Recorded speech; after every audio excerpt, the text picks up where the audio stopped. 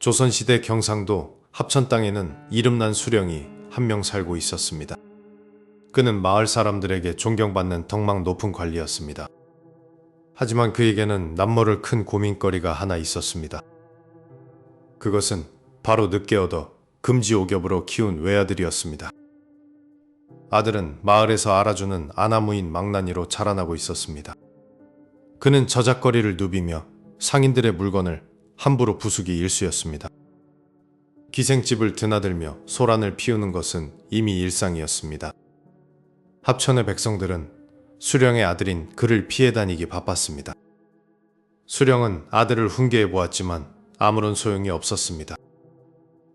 매를 들어도 아들은 눈 하나 깜짝하지 않고 대들었습니다.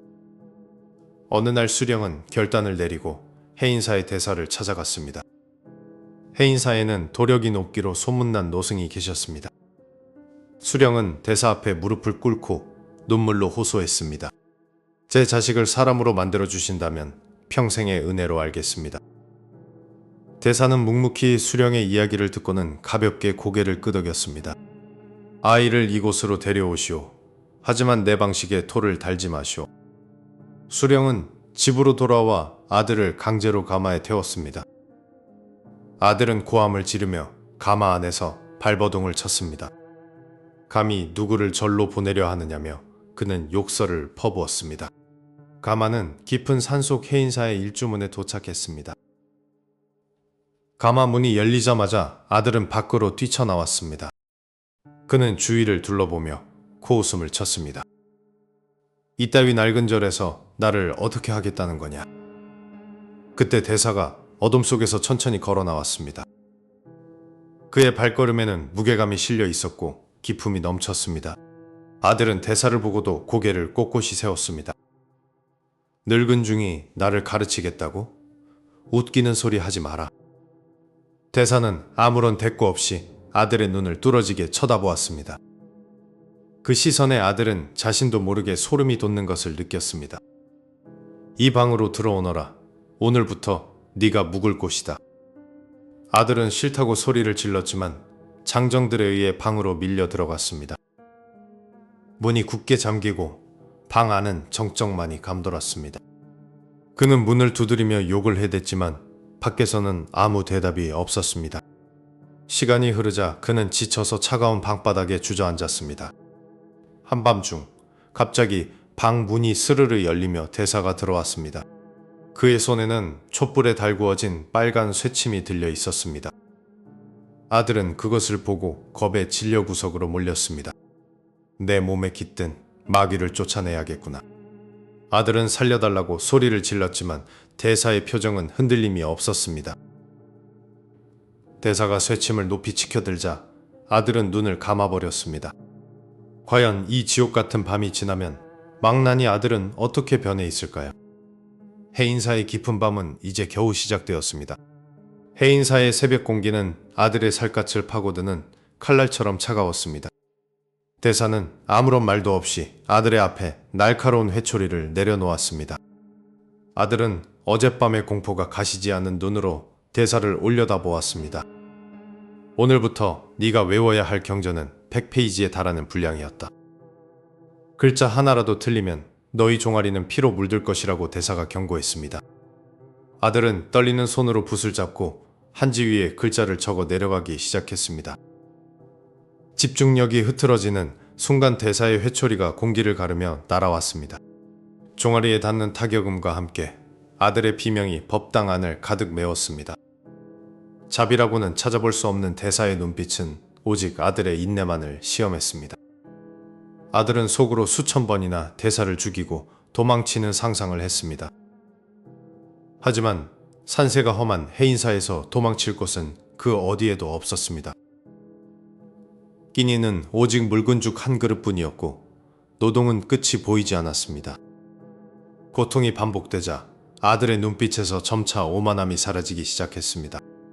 매를 맞지 않기 위해 필사적으로 매달린 공부는 뜻밖의 재능을 일깨웠습니다. 어느덧 아들은 대사가 시키지 않아도 스스로 책장을 넘기고 있었습니다. 대사는 멀리서 아들의 뒷모습을 보며 처음으로 옅은 미소를 지었습니다. 그러나 훈육의 강도는 계절이 바뀔수록 더욱더 매서워졌습니다. 눈 덮인 산사에서 찬물을 뒤집어 쓴 아들의 몸에서는 하얀 김이 모락모락 피어올랐습니다. 육체의 고통을 잊기 위해 그는 더욱더 깊은 사색의 세계로 빠져들었습니다. 이제 아들은 사서삼경의 깊은 뜻을 대사와 토론할 정도로 성장했습니다.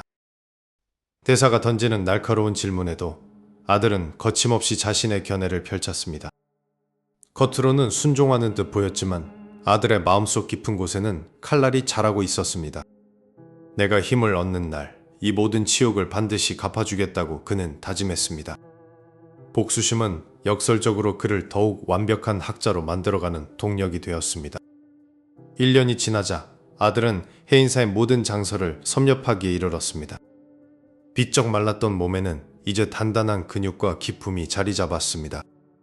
마을 사람들이 더 이상 그를 망난이라고 부르지 못할 만큼 분위기가 변했습니다. 대사는 이제 아들에게 과거 시험에 응시할 때가 되었음을 알렸습니다. 아들은 한양으로 떠나는 보찜을 챙기며 가슴속 깊은 야망을 품었습니다. 대사여, 내가 권력을 잡고 돌아올 때 당신의 그 당당함이 유지될지 지켜보겠소. 한양에 도착한 그는 장원급제의 소식을 알리며 도성을 뒤흔들었습니다. 관직에 나간 그는 놀라운 행정 능력으로 순식간에 고위직에 올랐습니다. 그러나 그의 마음 한구석에는 해인사에서의 고통스러운 기억이 낙인처럼 남았습니다. 그는 자신이 가진 권력을 이용해 대사를 압박할 계획을 세우기 시작했습니다. 드디어 그는 경상도 관찰사라는 직위를 얻어 고향으로 내려가게 되었습니다. 수많은 군사를 이끌고 해인사로 향하는 그의 행렬은 위압적이었습니다. 아들의 머릿속에는 오직 대사의 무릎을 꿇리겠다는 생각뿐이었습니다. 소식을 들은 해인사의 승려들은 두려움에 떨며 대사에게 피신을 권했습니다. 하지만 대사는 여느 때와 다름없이 차분하게 차를 따르고 있었습니다. 드디어 화려한 관복을 입은 아들이 법당의 문을 거칠게 열어젖혔습니다. 3년 만에 마주본 두 사람 사이에는 숨 막히는 긴장감이 감돌았습니다. 관찰사 나으리, 그동안 이 늙은이의 매가 그리웠던 게요. 아들은 허리에 찬 칼에 손을 올리며 대사의 목을 겨냥했습니다. 그러나 대사의 흔들림 없는 눈동자를 마주하는 순간 아들의 손이 멈추었습니다. 그 순간 대사의 뒤로 붉은 기운이 서리며 방 안의 공기가 급격히 차가워졌습니다. 당신을 죽이러 왔소. 하지만 그 전에 묻고 싶은 것이 있어. 대사는 천천히 입을 열어 아들도 예상치 못한 충격적인 예언을 뱉기 시작했습니다. 아들의 칼날이 대사의 목에 닿기 직전 법당 밖에서 비명소리가 들려왔습니다. 대사가 말한 피의 대가가 지금 이곳에서 시작되려 하고 있었습니다. 아들이 고개를 돌린 순간 그는 자신의 과거가 아닌 미래의 재앙을 목격하게 되었습니다. 아들은 해인사의 차가운 바닥에서 보낸 마지막 밤을 떠올리며 눈을 떴습니다. 대사의 혹독한 매질 소리는 3년이 지난 지금도 귓가를 맴돌고 있었습니다. 그는 붓을 쥐는 대신 이제는 세상의 법도를 쥐기로 결심했습니다. 낮에는 사서삼경을 외우고 밤에는 복수의 칼날을 갈았습니다. 드디어 한양에서 열린 과거 시험의 날이 밝았습니다. 아들은 수많은 경쟁자를 제치고 거침없이 답안지를 써 내려갔습니다. 그의 문장은 대사에게 배운 지혜와 자신의 원한이 뒤섞여 날카로운 빛을 발했습니다. 임금은 그의 특출난 재능을 높이 사장원 급제의 영예를 안겨주었습니다. 어사화를 머리에 꽂은 아들의 모습은 더 이상 예전의 망나니가 아니었습니다. 하지만 화려한 행렬 속에서도 그의 마음은 오직 합천의 가야산을 향하고 있었습니다. 그 늙은 중이 나를 개처럼 다루었던 수모를 반드시 갚아주리라. 그는 첫 관직으로 경상도 관찰사 자리를 간청하여 얻어냈습니다. 관찰사의 관복을 입은 그의 어깨 위로 서슬퍼런 권력이 내려앉았습니다. 이제 해인사는 더 이상 그에게 배움의 장소가 아닌 처단의 장소였습니다. 아들은 관할 지역으로 내려가자마자 수백 명의 관군을 소집했습니다. 그는 대사를 끌어내기 위한 구실로 불법적인 사찰 정화라는 명분을 내세웠습니다. 매일 밤 그는 대사가 고통 속에 울부짖는 환상을 보며 미소 지었습니다. 가야산으로 향하는 길목마다 차가운 가을비가 내리기 시작했습니다. 아들은 말을 타고 선두에 서서 사찰의 일주문을 향해 진격했습니다. 멀리서 들려오는 목탁 소리가 그의 신경을 날카롭게 자극했습니다. 오늘이야말로 당신의 오만함을 꺾어버리겠다.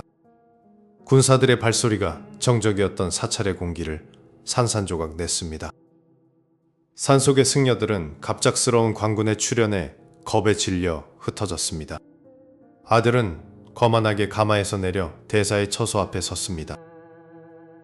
이 안에 있는 중을 당장 끌어내라. 그가 천둥 같은 호통을 쳤습니다.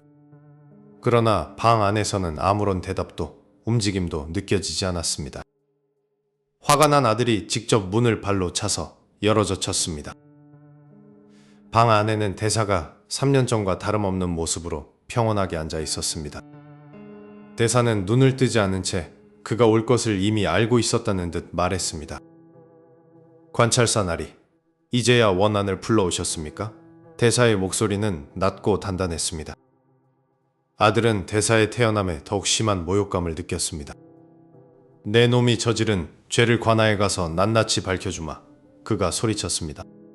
대사는 여전히 미동도 하지 않은 채 아들의 분노를 정면으로 받아냈습니다. 아들은 갑자기 온몸에 소름이 돋으며 팔에 힘이 빠지는 것을 느꼈습니다.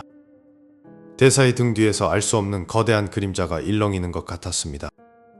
이놈을 당장 결박해라.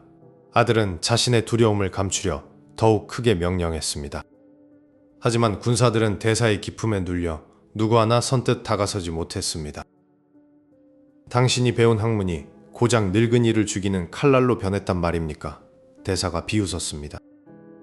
아들은 허리춤에 칼을 뽑아 대사의 목 겨냥했습니다. 그 순간 대사의 눈빛이 번뜩이며 방 안의 촛불이 일제히 꺼져버렸습니다. 어둠 속에서 대사의 서늘한 목소리가 아들의 귓전을 때렸습니다. 내가 죽이려는 것은 내가 아니라 너의 마지막 생명줄이다.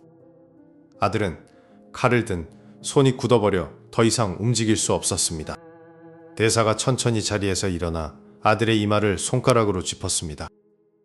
아들의 머릿속으로 피비린내 나는 참혹한 미래의 환영이 스쳐 지나갔습니다. 그것은 자객의 칼날 아래 목숨을 잃어가는 자신의 모습이었습니다. 아들은 비명을 지르며 뒤로 넘어졌고 대사는 다시 평온하게 자리에 앉았습니다. 복수보다 무거운 것이 내 운명에 다가오고 있구나. 칼을 떨어뜨린 아들은 숨을 헐떡이며 대사의 얼굴을 올려다 보았습니다.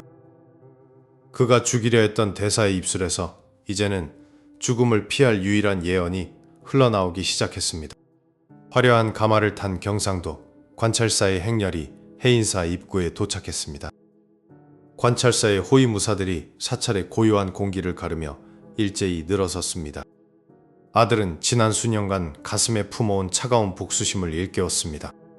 그는 가마에서 내려 위험 있는 걸음으로 법당을 향해 걸어갔습니다. 하지만 사찰안은 이상하리만큼 적막하고 평화로웠습니다. 그는 대사가 머물고 있는 작은 방의 문을 거칠게 열어젖혔습니다. 방 안에서는 늙은 대사가 미동도 없이 앉아 차를 다리고 있었습니다. 아들은 허리를 꼿꼿이 세우고 대사를 향해 호통을 쳤습니다. 이제 내 지위가 그대를 심판할 수 있을 만큼 높아졌음을 아느냐고 물었습니다. 대사는 고개를 들어 천천히 아들의 눈을 응시했습니다. 당신은 예전이나 지금이나 그저 배움이 필요한 어린아이일 뿐이라고 대사는 답했습니다. 그 순간 아들은 대사의 눈에서 뿜어져 나오는 형용할 수 없는 기운에 압도되었습니다. 수백 명의 군사를 거느리고도 한 병의 노승 앞에 서 있는 자신이 초라하게 느껴졌습니다. 과거에 자신을 때렸던 대사의 매질이 미움이 아니라 사랑이었음을 문득 깨달았습니다. 아들은 자신도 모르게 대사 앞에 무릎을 꿇고 엎드렸습니다. 오만한 마음을 품고 찾아온 자신의 어리석음을 눈물로 사죄했습니다. 대사는 조용히 손을 내밀어 아들의 어깨를 다독였습니다. 아들은 한참 동안 고개를 들지 못하고 흐느꼈습니다. 방 안에는 오직 찬물이 끓는 소리만이 조용히 울려 퍼졌습니다. 대사는 이제 아들에게 차 한 잔을 건네며 진지한 표정으로 바뀌었습니다. 대사는 아들이 곧 북쪽 변방의 중책을 맡게 될 것이라고 예언했습니다. 하지만 그곳에서 목숨을 잃을 수도 있는 거대한 위기가 닥칠 것이라 경고했습니다. 아들은 대사의 예언이 틀린 적이 없음을 알기에 몸을 떨었습니다. 대사는 품속에서 작은 부적 대신 기이한 쪽지 하나를 꺼냈습니다.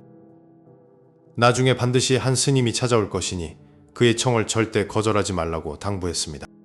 아들은 그 의미를 다 이해하지 못했지만 쪽지를 소중히 품에 넣었습니다.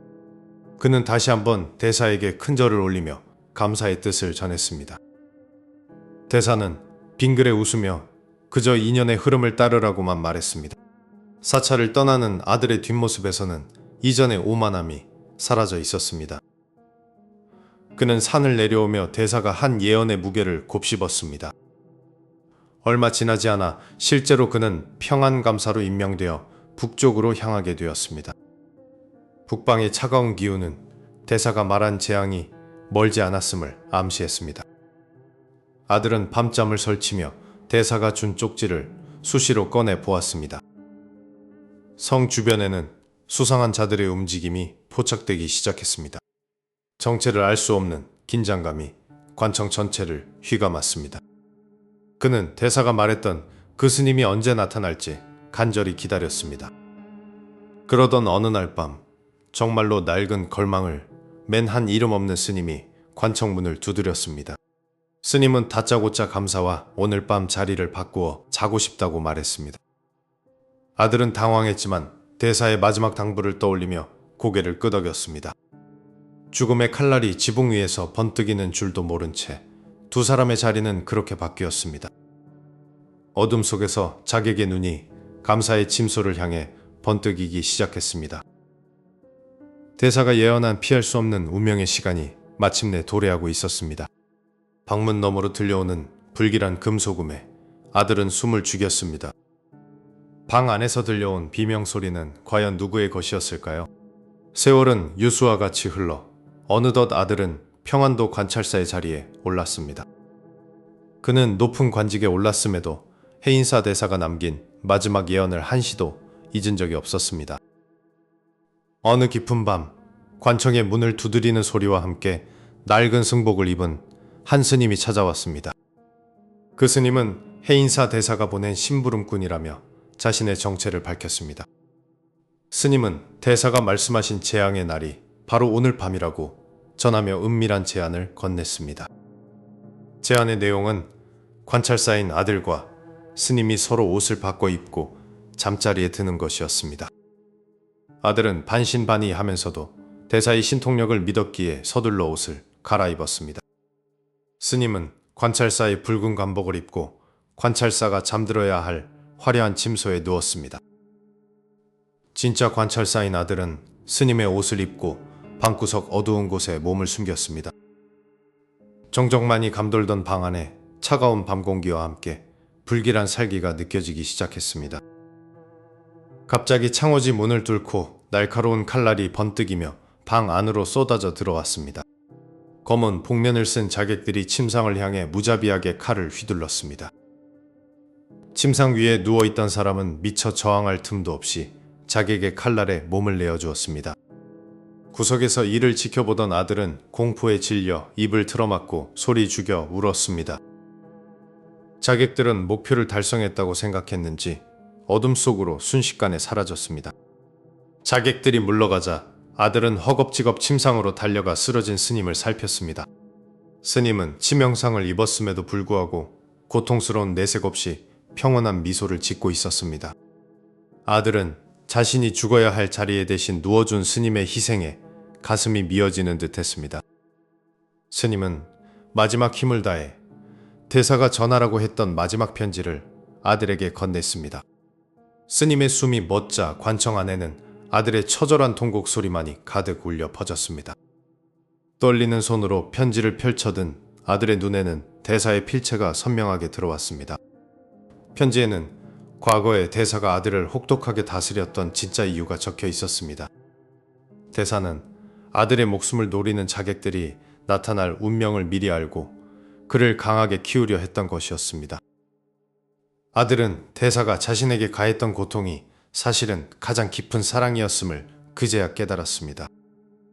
그는 스님의 장례를 정중히 치른 뒤 곧장 해인사로 발걸음을 옮겼습니다. 화려한 관복을 벗어 던진 아들은 집신을 신고 먼 길을 걸어 대사의 처소 앞에 섰습니다. 그는 대사에게 큰절을 올리며 자신의 지난날의 오만함과 무지를 진심으로 참회했습니다. 대사는 평소와 다름없는 인자한 모습으로 아들을 맞이하며 그를 일으켜 세웠습니다. 대사는 이제야 비로소 네가 대제학의 그릇이 되었다며 아들을 따뜻하게 안아주었습니다. 그날 이후 아들은 백성들을 진심으로 위하는 어진 관찰사로 이름을 떨치게 되었습니다. 그는 매년 해인사를 찾아 대사의 가르침을 되새기며 초심을 잃지 않으려 노력했습니다. 권력의 정점에서도 그는 자신을 낮추며 대사가 가르쳐준 인내와 자비의 길을 걸었습니다. 세월이 흘러 대사가 입적했다는 소식을 들었을 때 그는 슬퍼하기보다 대사의 가르침을 완성하겠노라 다짐했습니다. 아들은 훗날 정승의 자리에까지 올라 조선의 기틀을 바로잡는 훌륭한 신하가 되었습니다. 그는 자신의 자녀들에게도 해인사에서의 혹독했던 3년을 가장 소중한 시간으로 들려주었습니다. 붉게 달아올랐던 바늘의 공포는 어느새 인생을 밝히는 등불이 되어 있었습니다. 해인사 대사가 뿌린 인내의 씨앗은 한 사람의 인생을 넘어 한 시대의 희망으로 피어났습니다. 진정한 교육이란 매가 아니라 그 매 뒤에 숨겨진 스승의 눈물겨운 진심임을 깨닫게 됩니다. 죽음의 위기를 넘기고 얻은 새로운 생명은 이제 남을 위해 쓰이는 고귀한 것이 되었습니다.